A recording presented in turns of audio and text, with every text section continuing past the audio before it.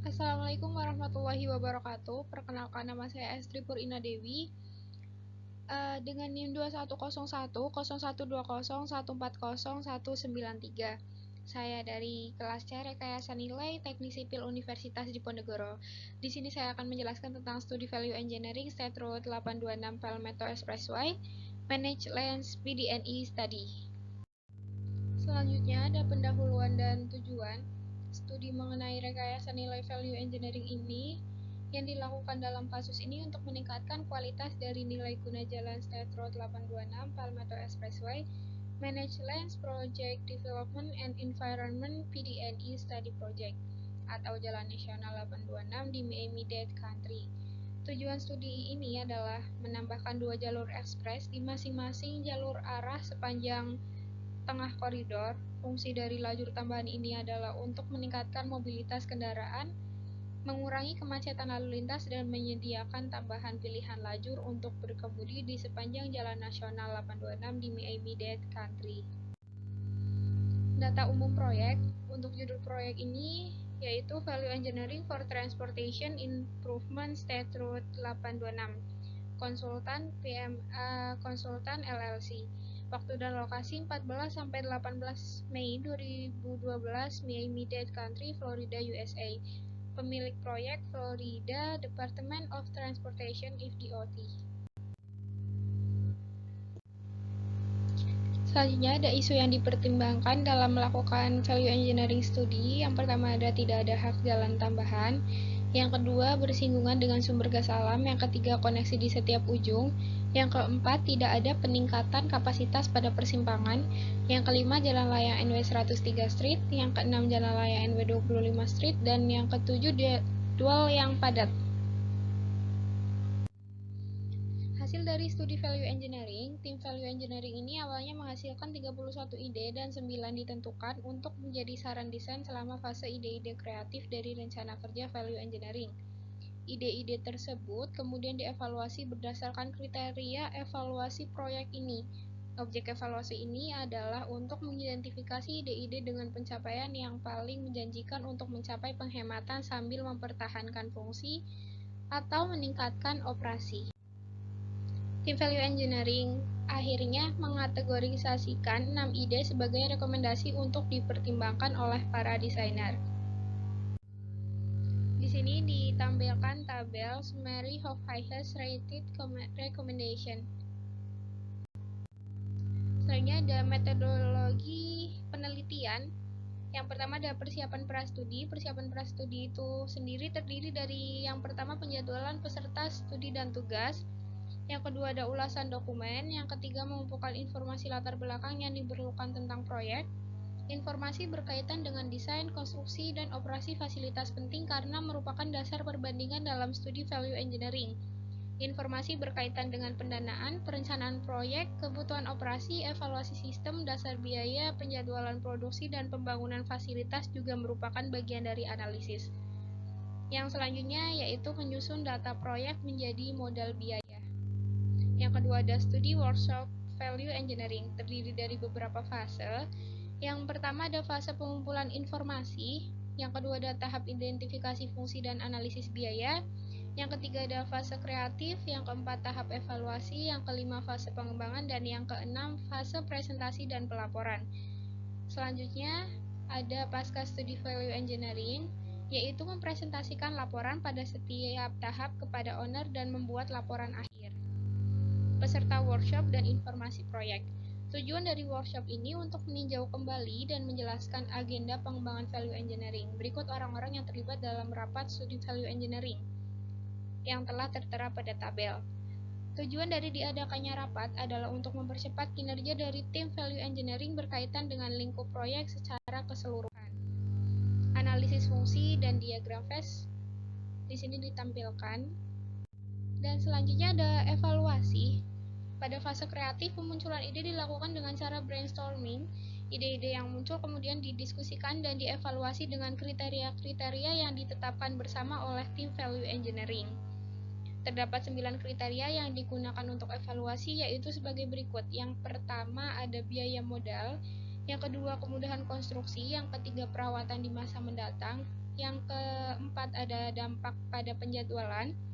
Yang kelima operasi lalu lintas. Yang keenam pemeliharaan atau kontrol lalu lintas. Yang ketujuh membutuhkan variasi atau pengecualian. Yang kedelapan memenuhi kebutuhan di masa mendatang. Dan yang terakhir ada dukungan publik. Dalam masa evaluasi, beberapa ide ditetapkan sebagai saran desain, ditunjukkan dengan simbol DS pada tabel di lembar kerja. Berikut saran desain atau design suggestion utama yang diidentifikasikan oleh tim value engineering. Telah ditampilkan untuk saran desainnya.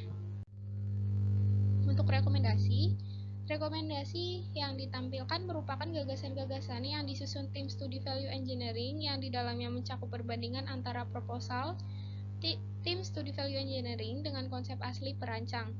Selanjutnya ada gagasan ini terdiri dari ringkasan desain asli, deskripsi perubahan yang diusulkan, dan evaluasi deskriptif tentang kelebihan dan kekurangan rekomendasi yang diusulkan. Selanjutnya ada untuk memastikan bahwa biaya dapat digunakan sebagai pembanding dengan gagasan yang diajukan oleh tim value engineering. Perkiraan biaya alternatif PDNI diperkiraan biaya awal grup LPA digunakan oleh dasar penentuan harga.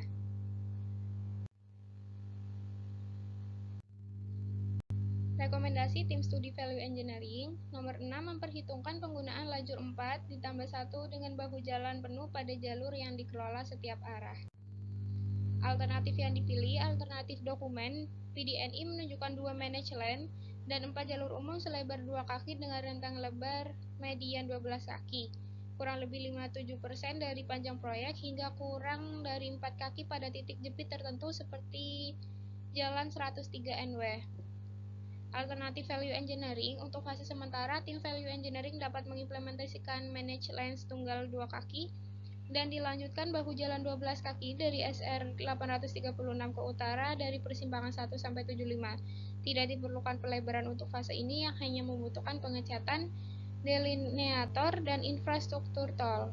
Pendapatan potensial sekitar 5,36 juta US dollar. Selanjutnya ada keuntungan. Keuntungannya yaitu yang pertama ada biaya awal yang rendah, dampak operasional yang lebih sedikit dalam memisahkan diferensial kecepatan dan jenis kendaraan, menyediakan aliran pendapatan awal 4 bulan setelah pemberitahuan berlanjut, mengurangi dampak ke area konstruksi jalan 1-75 dengan mengisolasi melalui perjalanan pada gerakan terberat, Timur Barat SR 826 gerakan 22.000, SR 826 13.000 1-75 volume. Memanfaatkan infrastruktur atau jalur yang ada dengan cara yang semula dimaksudkan. Untuk kerugiannya, yang pertama ada kekhawatiran yang mungkin timbul mengenai lalu lintas yang berdampak lebih lambat. Jalur terkelola tunggal belum pernah diterapkannya sebelumnya di Florida. Pemeliharaan delineator Nomor 13 dari jalan NW 36 ke NW 58 meluruskan kembali garis utama utara ke timur di sepanjang jalan bagian depan. Alternatif yang dipilih, alternatif dokumen PDNI menunjukkan pelebaran kecil SR 826 baik dalam arah NB dan SB dari jalan NW 36 ke jalan NW 58 karena kendala right of way di kedua sisi. Alternatif value engineering-nya, jika pemerintah tidak menentukan right of way di sepanjang sisi timur NBSR 826, maka perataan center line dapat digeser sekitar 6 kaki ke timur untuk mendapatkan bahu jalan sepanjang 12 kaki ke arah SB. Dinding penghalang luar NB yang diusulkan dalam PDNI akan digeser 10 kaki ke timur yang akan mengakomodasi pergeseran pelurusan center line 6 kaki ditambah 4 kaki lainnya, untuk juga meningkatkan bahu jalan menjadi 12 kaki di bagian NB. Selanjutnya, untuk nilai tambah potensialnya yaitu sekitar 1.282.000 US dollar. Keuntungan secara signifikan meningkatkan lebar bahu bagian dalam hingga 12 kaki kedua arah lalu lintas. Operasi lalu lintas, aliran dan kecepatan akan sangat meningkat. Tanggap darurat akan meningkat secara signifikan. Adanya pendapatan tambahan.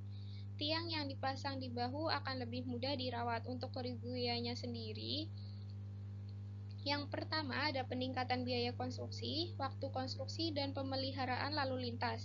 rekonstruksi dinding penghalang median untuk 4.000 kaki ke timur, sedikit modifikasi pada jalan lokal untuk mengakomodasi pelebaran, dan yang terakhir yaitu rekonstruksi dinding median akan mengakibatkan 2 pergeseran MOT tambahan atau subfase.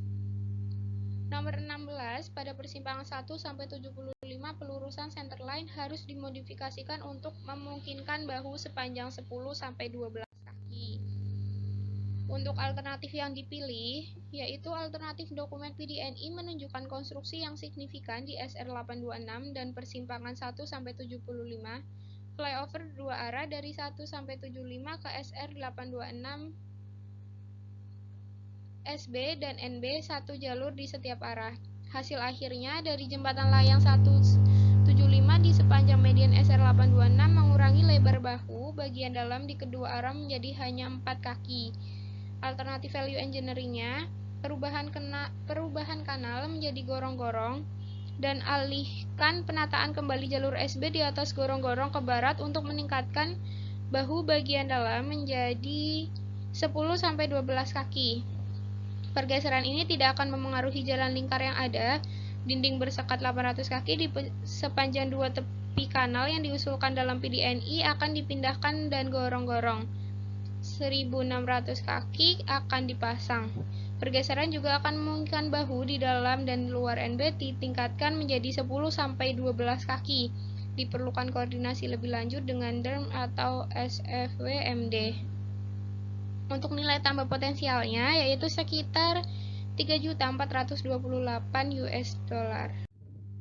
Keuntungannya meningkatkan lebar bahu dari 4 kaki menjadi 10-12 kaki di semua arah lalu lintas dan untuk setiap jenis jalur. Yang selanjutnya keuntungannya yaitu operasi lalu lintas, aliran dan kecepatan akan sangat meningkat. Pendapatan tambahan untuk kerugiannya sendiri yaitu yang pertama akan meningkatkan biaya konstruksi, yang kedua meningkatkan waktu konstruksi, yang ketiga membutuhkan pemeliharaan gorong-gorong yang panjang, yang keempat dapat memengaruhi perizinan atau perlu dikoordinasikan dengan badan perizinan. Nomor 19, antara jalan NW74 dan jalan Okechobe, perluasan jalur selatan ke barat untuk menyediakan bahu jalan sepanjang 12 kaki dengan meluruskan kembali jalan masuk di jalan Okechobe. Untuk alternatif yang dipilih yaitu alternatif dokumen PDNI menunjukkan bahu bagian dalam dengan ketinggian 4 kaki untuk manage lens ke selatan dari utara NW74 ke selatan Okechobe. Alternatif value engineering memperluas 8 kaki ke barat untuk membuat bahu jalan menjadi 12 kaki.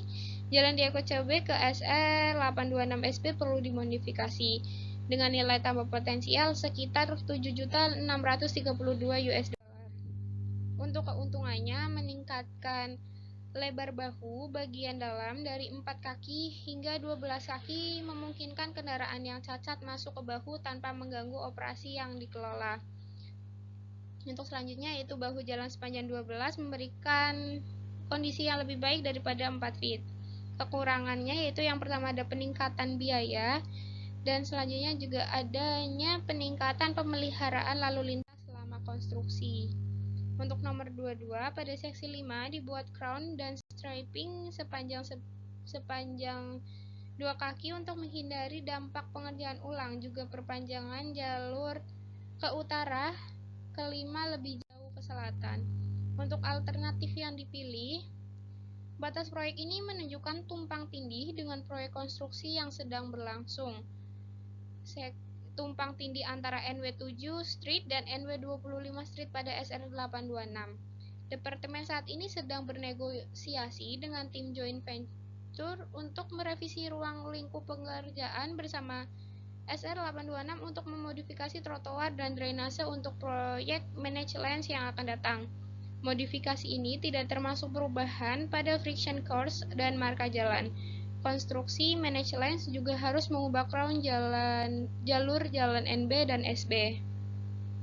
Untuk alternatif value engineering-nya, tim joint venture bagian 5 akan membuat friction course, mengubah lokasi crown dan stripping SR826 antara NW7 Street dan NW25 Street untuk mencocokkan konfigurasi Akhir dari proyek jalur managed lanes. Friction dan stripping untuk managed lanes tambahan akan ditentukan untuk sementara oleh marka trotoar. Selama konstruksi managed lanes, jalur friction dan strip pada jalur dan bahu tambahan akan diselesaikan oleh pemegang konsesi. Pertimbangan harus diberikan pada pemasangan struktur lampu lalu lintas yang dikelola tim joint venture pada seksi 5. Untuk penghematan biaya potensialnya yaitu sekitar 940.000 US dollar. Untuk keuntungannya, lebih sedikit biaya keseluruhan karena menghilangkan pengerjaan ulang. Yang kedua, pendapatan publik yang kurang negatif dengan konstruksi boros yang terlihat dan dampak lalu lintas tambahan. Untuk kerugiannya, yang pertama ada menggeser biaya pekerjaan ke proyek bagian 5 saat ini, dan yang kedua ada upaya mendesain ulang untuk bagian 5. Nomor 23, tambahkan batas kecepatan variabel ke general purpose lanes. Untuk alternatif yang dipilih yaitu alternatif dokumen PDNI menunjukkan managed lanes yang bervariasi pada kecepatan desain 60 mph, kecepatan tercatat 55 mph, dan kecepatan desain untuk tujuan umum yaitu 60 mph dengan kecepatan tercatat 55 mph. Alternatif value engineering-nya memanfaatkan batas kecepatan variabel untuk jalur tujuan umum untuk mengelola aliran lalu lintas dengan lebih baik. Untuk disarankan memasang bahu rambu batas kecepatan variabel sebelum memasuki segmen managed lanes, 2 rambu dan di antara setiap interchange di setiap arah 16 rambu. Negara-negara lain telah memprakarsai penggunaan tanda-tanda kecepatan variabel untuk kendaraan transisi yang lebih baik melalui segmen padat dari jalan raya yang meningkatkan perjalanan yang lebih aman selama periode kemacetan, insiden cuaca buruk, dan peristiwa tidak berulang lainnya. Untuk nilai tambah potensialnya yaitu sekitar 2 juta US dollar hingga 5 juta US dollar. Untuk keuntungannya, yang pertama ada meningkatkan operasi dan secara aktif mengelola aliran pada jalur tujuan umum. Yang kedua, peningkatan hasil yang diantisipasi karena variasi kecepatan yang diperkecil. Yang ketiga, memberikan kecepatan yang lebih konsisten. Dan selanjutnya ada untuk kerugiannya itu sendiri yaitu peningkatan biaya modal dan pemeliharaan yang berkelanjutan untuk tanda-tanda dinamis. Dan yang terakhir, konsep baru untuk wilayah dan penerimaan publik. Terima kasih, sekian dari saya yang bisa saya sampaikan mengenai studi value engineering State Road 826 Palmetto Expressway Managed Lanes PDNI Study. Terima kasih, kurang lebihnya mohon dimaafkan. Wassalamualaikum warahmatullahi wabarakatuh.